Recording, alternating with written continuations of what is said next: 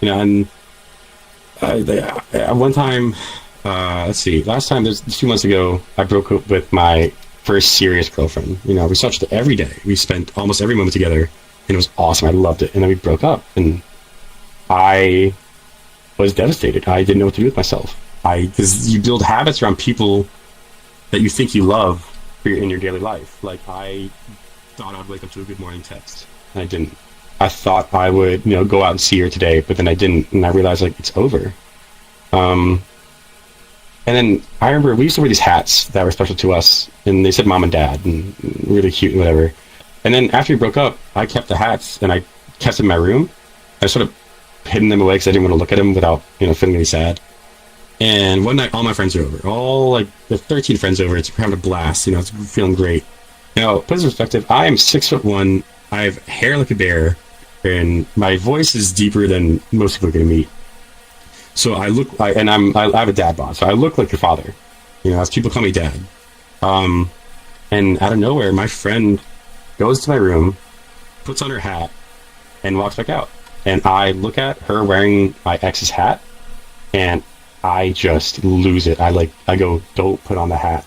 And the tears start forming, like a waterfall, it just all comes rushing out. And of course I felt bad at the time, and I was embarrassed because I was crying in front of my friends, but it was the opposite, actually. Everyone was so supportive. Everyone was like, you just got to cry out, like, being a man nowadays is, being manly is showing your emotion. Being manly is being able to show your emotion, and afterwards, being stronger because of it. And that's exactly what I did. I cried, and I thought about it, and I'm like, I don't like her anymore. And I was over it. It was final. That was it. And men and people raising men and people raising boys need to realize that emotions are a lot to a human being, because emotions, are one of a human being's main traits. It's that we feel sad, angry, and happy. When we're feeling sad, we cry as a way of showing people around us that we're in distress. And it's a way for the emotion inside our bodies to leave through the form of tears and wailing, et cetera, et cetera. The reason babies cry all the time is because, like, that's literally the worst thing they've ever experienced in that moment in their entire life. Any minor inconvenience is literally the worst thing that's ever happened to them. That's why they're always crying. And that's why as adults get older, it takes harder. It's harder and harder for adults to cry because they've just been through so much. But on the flip end, it's not good to cry all the time, because then that means something is obviously wrong with your life, and you need to look at it from a third person perspective and figure out what's wrong. I have a friend named Madison who is not very emotionally stable, and she cries a lot. And we saw Endgame, and she cried the entire movie. Literally 3 hours just straight crying. And I remember, one time a guy actually bumped into her, and she just started breaking down crying. And I go, you need professional help, because whatever you're doing now is not working. And women, especially women need to support more women more. And I'm totally, not a feminist, but I totally support women movements. I totally, Me Too, et cetera, et cetera. As a guy, I don't put my opinion in because I'm a dude. Same thing for, abortion. I don't really voice my opinion that much. I'm pro-choice, but it doesn't really matter. Because if I have a wife and we're too young to have a kid, I'm completely fine with aborting it. It's that's her choice. It's her body. The baby's inside her. I did my part. I fucking came in her. I was the asshole that accidentally came in her. Now she has to deal with the consequences of having an abortion. And whose fault is that? It's mine. I should have been better prepared for birth control, or et cetera, et cetera. Or maybe she didn't take her birth control. Maybe she just didn't feel like taking it that day. I don't know. It's the thought that goes through, most guys' minds. It's just what if I get a girl pregnant? You gotta take care of her. It's if you get a girl pregnant, what it used to be is if you get a girl pregnant, you drop out of school and you get a job and you support her no matter what. That's the bottom line. So if she's not aborting it, it's either you drop out of school and get a job and support the baby and her, or you run away and she is left there alone as a single mother. I know a lot of single mothers, sadly, and it sucks for them. It just sucks for them that they have to deal with this whole baby situation alone. Because babies are tough and they're expensive. Especially in this economy, diapers are a lot of money. And baby formula is a lot of money too. And it's just this whole thing. Uh, yeah, most of my family, like, we're Jewish, but we're not as Jewish as like you think. If you look at us, you wouldn't think we're Jewish. Look more Indian than I do Jewish. And we're like, we're pro-choice. You know, we're completely fine with that. Like, when I have sex with a girl, I always make sure I'm like, hey, like, do I have consent? Like, how do you feel? Are you okay with this? You know, it's like, relationships are all about communications, just like human beings. Human beings are best at communicating with each other because languages. Because you think about language, it's kind of weird. It's like I'm making sounds with my tongue and my voice box, and air is being pushed through my mouth in certain ways so that you can understand me. And we understand each other, even though you can't speak. But if you can speak, we can understand each other. You know, like, I was thinking yesterday, I was like, hey, look at that place over there. And that means look over there. You know, like, that's so cool to me, at least. You know, it's such an interesting thing that I can just instantly communicate what my thoughts are saying to the person I'm talking to. And I like to pride myself on being a good talker, of being a good conversationalist. I'm an extrovert. I'm a major extrovert. Love talking to people. I used to work as a busboy, and I would get in trouble with my boss because I would talk to the customers too much. I would sit down and have conversations with them, and but eventually they did come back. They was like, hey, I want the little busboy, and my boss would be like, because I wasn't even a waiter. I was just supposed to clean tables and get out. But it's so much fun talking to people, because as an extrovert, you get to experience things from a third person perspective. If someone's telling you a story, then you get to listen to it and decide for yourself on like if that's a good experience or not. But being an introvert's good too. Being an introvert's sometimes bad because like if you're alone, you're not hanging out with everyone, you're bored. And I have a battery, or I don't hang out with anyone for a while. I'll either do something crazy, like dye my hair, or I will just fall asleep. But say for introverts, and introverts are just fine too. Like I have friends who are introverts where they can only hang out in groups for so long until they have to go home because they're just tired of hanging out with people, which I totally understand. You know, everyone's different when it comes to social situations. I'm not going to pressure you into staying because I want you here. I'm going to make sure that you're most comfortable wherever you are. You know? And I think I have the most fun with my group as long as everyone's comfortable. Because if everyone's comfortable, I'm having a great time. You know, same thing for sex, where it's like if she or he is comfortable with what we're doing and having a good time, I'm having a great time. You know, because like we're there to pleasure each other. You know, we're there to make each other happy in the most nature way possible. When you get down to it, I guess. And speaking of relationships, relationships are special because as human beings, we're social creatures, and if we don't talk to you for a while, we go insane. But we do this thing with other humans where everyone has a number one spot. Everyone has spots, I'm sure, of like friends, family, whatever, and then there's this one spot. There's this one spot that's just the number one spot. You're number one, no matter what. You love, you know, like, and you want that spot to be filled, and you want to be in someone's spot, and it feels really good when you're in each other's spots. I personally believe in love, you know, and when you're in each other's spots, it just feels amazing. It's like exhilarating because that means that this person cares about you just as much as you care about them, and when those two feelings like reciprocate, it's this bond that's unbreakable, unless, you know, well, not unbreakable, but you know what I mean.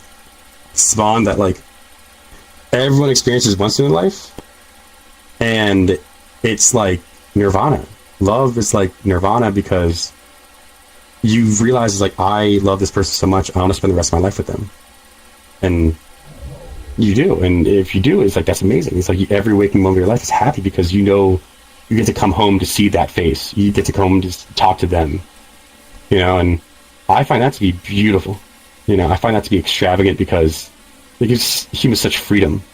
You know, it doesn't matter if it's like a gay or straight or bisexual, whatever, the LGBTQ community, and that's why I'm a huge advocate for same-sex marriage, because like I want everyone to be able to experience that feeling of coming home to your spouse or loved one, you know, after a long day of work, and winding down with them on the couch watching a movie, eating popcorn, you know, talking about your day.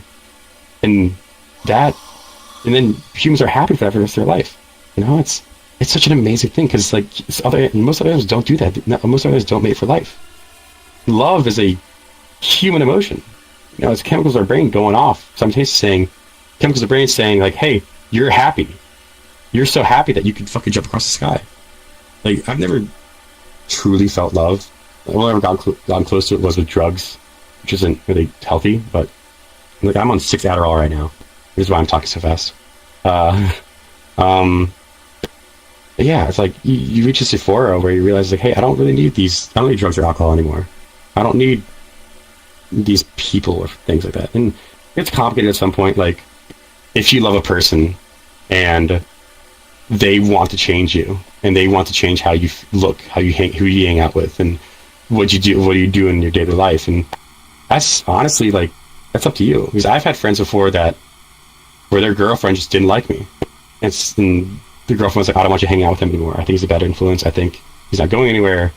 And I'm like, that's completely understandable. That's their opinion. But it's up to you to figure out whether you want to do it or not. Because if they're forcing you, if they're giving the ultimatum, never take their side. Because ultimatums are just stupid and doesn't solve anything. And also, it's like, it could lead to more abuse. Because I had a friend, he was in a relationship for a while, and they were happy, they were great, but she just eventually just started. At the beginning, she said never hang out with other females, never hang out with other females, even in a group setting. No other females unless she was there. If she wasn't there, he wasn't allowed to hang out with other females. He wasn't, and then it got to the point where he wasn't allowed to hang out with some of his guy friends because I guess she thought she was a bad influence, and it got so bad to where he just never. He went to school, work, home, and hang out with her. And that was it. That's all he did. And she was in love. Love is a powerful thing. But it got to the point where we all grouped up, went to his house, and we explained to him, like, hey, this is your choice. This is you. You don't need to sit by and be abused. You don't need to sit idly by and be abused by her like this, because that's obviously abusing. It's isolation. She's isolating you to make you more weak and more vulnerable. Because if you... Are you a guy or a girl? Shake yes for guys, shake yes for... Or actually, no, don't tell me. That's a personal question. Sorry. Say if you're dating someone and they start saying you can't hang out with friends, you can't do this, you can't do that. They're isolating you. They're making you weak. They're making you not being able to get a second opinion. That's what abusers do. They make sure that they make sure that you think there's no escape, that they're your only option. My friend was at work one time and she was just working casually, and as a joke, she said to her boyfriend that, hey, one of my coworkers is flirting with me, and I don't live in the best part of town, so take this as what you will. I don't live in the best side of town. So he goes to her work with a gun, and then in the back room pins her to the ground and says, I'm the only thing you'll ever get. You'll only ever have me. And now he's serving 5 years, I think. I don't know what for. I know he's in jail. Fucking good riddance, Jesus Christ. And that's just obvious sign of abusing. If you see a girl, like, if you see a man and a woman, or a woman and a man, doesn't matter, and one of them is obviously too distant, like not looking you in the eye, very nervous, shaking, and the guy or girl next to them is just calm, sitting there relaxed, or maybe giving them the side eye. And if you look at the body, if you spot any bruises, you probably want to talk to someone about it. You probably want to be like, hey, or bring the person that you think is being abused somewhere completely private. Be like, hey, I'll help you. What's the problem? And if they deny it, don't push too hard, but push enough. Be like, I know what you're going through. Don't say you've been through it before, unless you have. If you have been through it before, be my guest. But like, if you're like, I've been through it before and you haven't, it's just not mocking them, but it's just belittling them. Even though you're trying to make them feel better. Anyway, and be like, hey, I'll help you out. Let me call the police. Let me get you out of here. I'll take you to the back exit, take you to the kitchen exit. And it's a big thing. It's like, if you go to a bar, and a guy or girl is sitting on you making you uncomfortable, just ask the bartender, like, hey, can I leave through the kitchen exit? If you just want to incognito leave. Or you can ask the bartender, like, hey, can you call the cops, or you can call me an Uber? And never, if you're at a bar, never leave your drink unattended for too long. Always keep an eye on it. Or place a coaster on it. Because people could just drop a pill right in there, and no one would be none the wiser. And it's a very dangerous world out there. And that's what I've learned from bar hopping. It's just that, like, you gotta be careful on who you interact with. Because I go to bars, they're called dive bars, where they're basically just like small town American bars that, serve alcohol and food and soul food. But they have shady characters there. And if you see someone you don't recognize there at the bar, that's obviously not a regular, you want to be careful. Watch your drink around him. Maybe speak to him a little bit, gauge him. And if he seems off-putting, talk to the bartender. Talk to the manager. Talk to someone. Be like, hey, I'm not comfortable in the situation. Because it's a restaurant. Of course, they're going to try to understand the best of their abilities. Especially, I worked in many restaurants. And the bartenders were always the most understanding because they're people. They're dealing with people every day. Bartenders, their job is just to look people straight in the eyes and serve them alcohol. Now, I have the drunk people, and they're way worse. I was just a busboy. I didn't fucking deal with drunk people. I had to deal with drunk people spilling pizza on the floor, throwing up at the bathroom, etc., etc. But yeah, let's see. The bars, being safe in general. America, everyone thinks America's like this big dangerous place, but it's really not. In America, you're safer than you think, because people in America are always paying attention, and we're very open. We're very extroverted, as opposed to some European countries like France and England, where it's more keep to yourself, don't talk to people, don't open conversation with a stranger. And Japan has that too. But in America, it's like open up with any stranger you want, because we're all fucking weird. We're all humans, why not make a little fun out of it? Why not make a new friend that day? That's my thought process behind it. Being an extrovert, why? What's stopping me from being friends with you? Unless you want to fucking murder me, just want to hurt me, and then why shouldn't we be friends? I'm Jewish, and I say this again, I would be friends with a Nazi as long as they don't try to kill me, because opinions are opinions. That's all they are. It's just opinions. They're not facts. My friends all have different opinions on things. If we don't like it, that get in the way of a friendship. I have friends that believe abortion is murder, and that's completely okay because that's their opinion. But if I'm sitting there having fun and laughing with them, I'm not going to let some petty opinion get in the way. And we could have friendly debates about it. And if you don't convince them, so what? If you want to stop talking about it, so what? Just don't push it. Don't push them away. Don't excommunicate them because they have a different opinion than you. That's not what America, and that's not being human is about. Being human is about getting to know each other, getting to know your other fellow peers and human beings, and being together. This is our planet. We are the people. We're all brothers and sisters in arms. Life is too short to make enemies with everyone. Life is too short to make enemies with people you don't agree with. That's my philosophy behind it too. It's just I guess this is an American too, where I've always had the experience of talking to random people and making friends. Out of the same bar, I met a 45-year-old. I'm 18. I met a 45-year-old. We smoked weed together. It was the best because we just talked about life, talked about different experiences between different generations. And I'm much more like city than I am country, and he was much more country than he is city. But we didn't let that get in the way. We didn't let that get in the way. We let it guide our conversation, and we realized we're not that different. Every human might be unique, but we all have similarities. If you dig hard enough, we can find similarities between everyone. You understand? Yeah? You want me to keep going? Yeah? Okay. I have a YouTube channel, by the way. This Mammal Cinemas, where I just talk and ramble to lo-fi hip-hop beats in the background. And each video is 2 minutes long. It's not that. It's kind of cringy. I usually make videos when I'm very sad. Also, my Instagram, Mammal Cinemas too. Everything I do is Mammal Cinemas, except my Snapchat, which is Nerdy66. But if you guys want to connect with me there or friend me here, whatever. Let's see. What's up next for philosophy? I was wondering this. This is much more broad. This is much more big, not really relating to humans, but much more as a writer, I love dealing with power leveling characters. I was thinking about what's the power level of a god? What constitutes something as being a god? Because our generation, we constitute everything as a god. Fucking, you have sex a lot, you're a sex god. Oh, you're really good at building houses, you're a house building god. But if we say so much that it becomes oversaturated. And where I play D&D with my friends, and I made the universe, and it's so oversaturated where I have these beings that are god. They say they're gods, but are they really? I think I already talked about this, right? Did I talk to you about monotheism and different religions? Or do you not? Yeah? Yeah? Yeah. Okay. Let's talk about something different then. My universe. I take a lot of inspiration from other fantasy genres, like oh,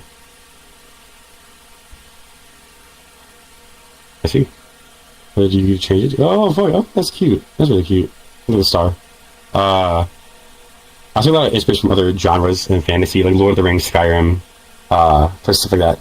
But I disagree with a lot of the way they did things, especially with their gods. Where in Lord of the Rings, you have these amazing, powerful gods that shaped the universe, but they don't. The good guys don't do anything. The good gods just sit there and don't interact with the main characters, and all they just sit in the sidelines and just wait for the evil guy to do something. While the evil guy gets all of his power and just shits on everyone else until it takes some fucking mortals to come through and save everyone.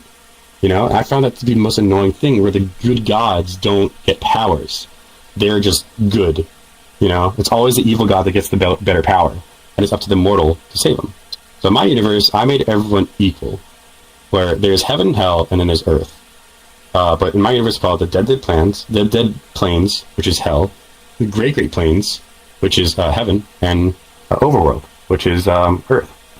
And Earth is flat in this universe. Not that it's flat in real life, it's just flat in my universe, because I thought it'd be interesting. And between it all is purgatory. We'll get to that later. This exists on a plane, not a ladder. Heaven is just the same as hell. It exists on a line, so no one is powerful. No one works for the other. Let's start with Earth. Earth has 3 races. Do you want to talk about this? I don't know if you want to talk about this. I don't know if this is interesting enough for you. Yeah, I want to talk about it? Okay, so there's 3 main races on Earth, or Overworld, supported by 3 great beast gods, hence God. They're on land, ruled by humans, the Behemoth. The Behemoth birthed humans, so humans worship the Behemoth. The Behemoth is responsible for the growing of plants and reproduction of animals, and the balance of all 3 beast gods. So he's the strongest between all of them. In the air, in the sky, you have the Great Ziz, who's a ginormous aviation bird, who birthed the aviators, which are a race of flying humanoids that have weak bones, since they're able to fly. Birds in real life, they have very weak bones, and so but it gives them the ability to fly because they're light.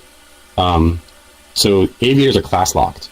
They can't be anything that's like melee. Like, they can't be barbarians, they can't be heavy lifters because they're weak. And then all the way down the sea, they have nauticals, which were birthed by the Leviathan. The Leviathan was responsible for the turning the tides and the crashing of the waves. And the Ziz are responsible for the movement of the winds and the movement of the clouds, hence air. But the Leviathan birthed nauticals. The nauticals are these fish people. Do you watch anime? Do you watch One Punch Man?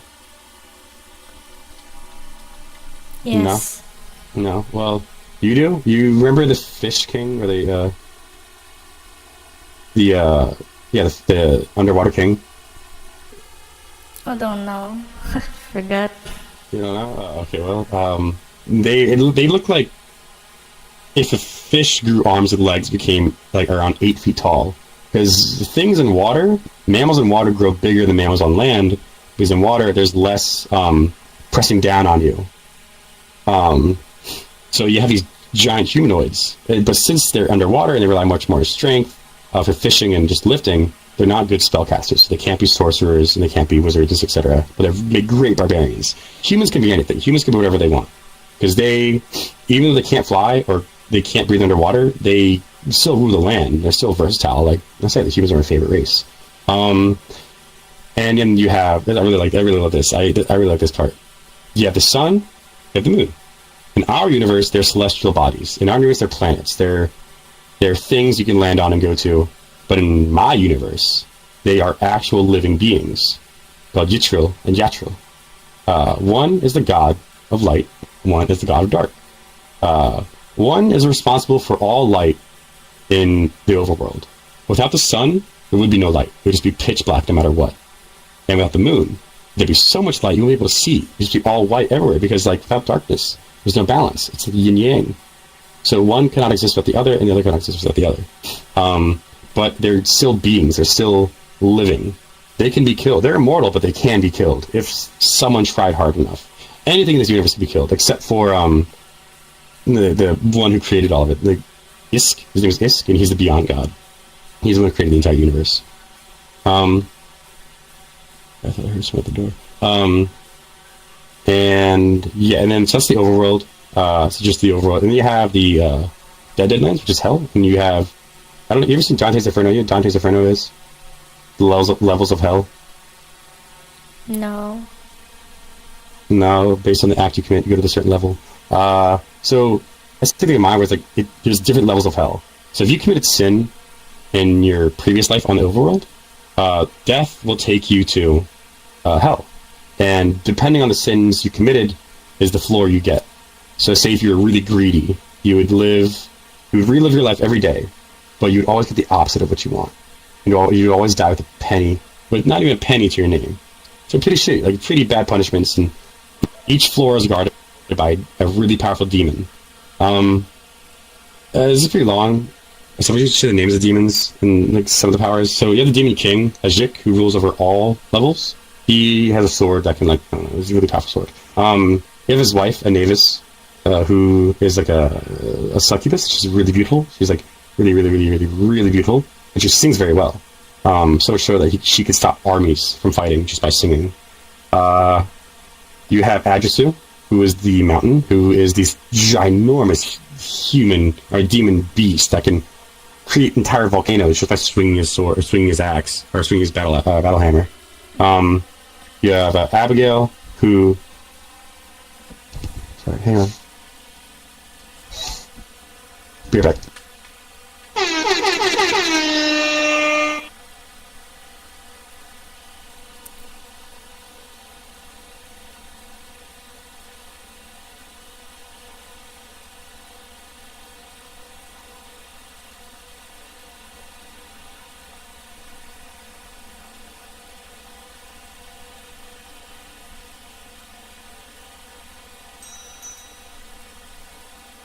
The cleaning ladies are here, and they're scared of my dog, so I had to bring my dog in my room. I'm very sorry about that.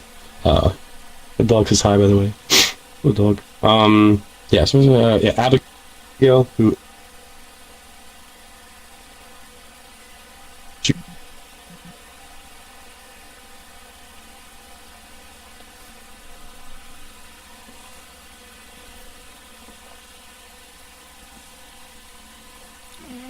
It's lagging. Like hell.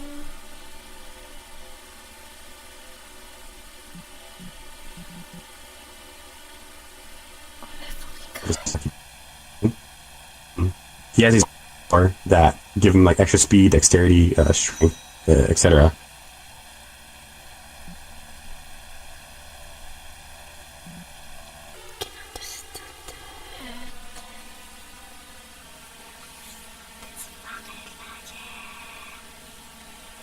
Just to carry him on a chair.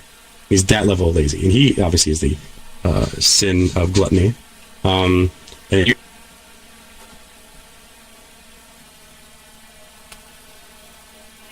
that's really smart. He's really mathematical. He can do any equation in his head at any time, faster than any calculator, basically instantly. Yeah, and that's the gist of that's just the demons. And earlier, I was going to people and making gods out of them because I love making characters out of people. See, most of these demons are made out of my friends. Every character, except for